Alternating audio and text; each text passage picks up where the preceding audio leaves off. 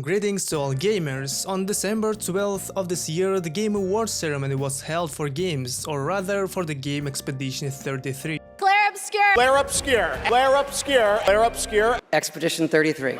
It was even boring to watch, but it doesn't matter which game it is or what it won. The Game Awards are also watched to see game announcements and trailers. Honestly, among these trailers, I only remember the trailer for the new Larian Studios game, because it felt like they hadn't shown anything new, which would have somehow breathed in fresh air when there were a lot of monotonous games on the market. But among these co-op shooters, there was also a Pragmata game. This was not the first trailer of the game. The first trailer was shown in 2020, and for one reason or another the release of the game was postponed. But at the ceremony they showed another trailer and immediately dropped a demo of the game, saying that the game would be released in April 2026. Personally, I was initially interested in the combat system of the game, that during the battle you not only need to dodge attacks and shoot at enemies, but also need to hack your opponents. I installed the demo on my computer, and as soon as I got my hands on it, I checked it out. Now, after playing the demo and collecting some information about the game,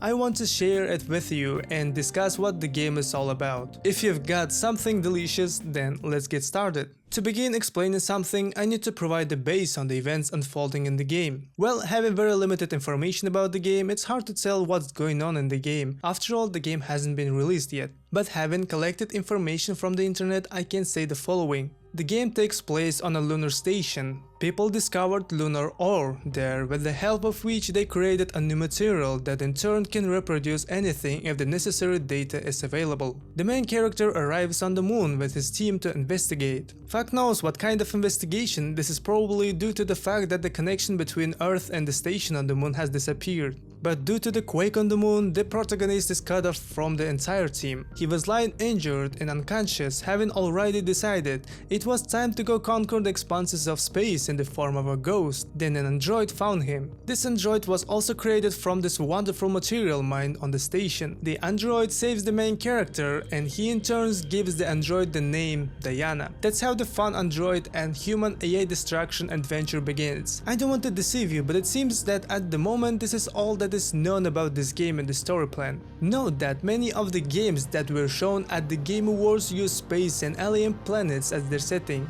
Perhaps the events of Half-Life 3 will also take place in space. There's no point in discussing the plot of the game yet, let's wait and see. Since the main character has teamed up with the android, then she will most likely help the hero overcome obstacles. The gameplay of the game already follows from this. It looks like it's just a third-person shooter with dodges. Killing enemies using only firearms is extremely unproductive. A unique feature in this regard was the addition of hacking mechanics during a fight. When a player aims at an enemy, the hacking menu appears, where you need to solve a simple snake puzzle. The more green points you pass before reaching the end point, the more damage you will do to an enemy. Well, after a successful hack, it becomes possible to deal damage to an enemy normally. The most interesting thing here is that you can't just shoot an enemy because the damage in this case is scanty. Of course, you can bring an enemy to old age like that and kill him, but it's better to hack opponents anyway. Well, during hacking your time doesn't freeze, an enemy doesn't stand in one place and you need to think fast. Immediately when the menu appears, you can see where the points are placed and you need to quickly create a route in your head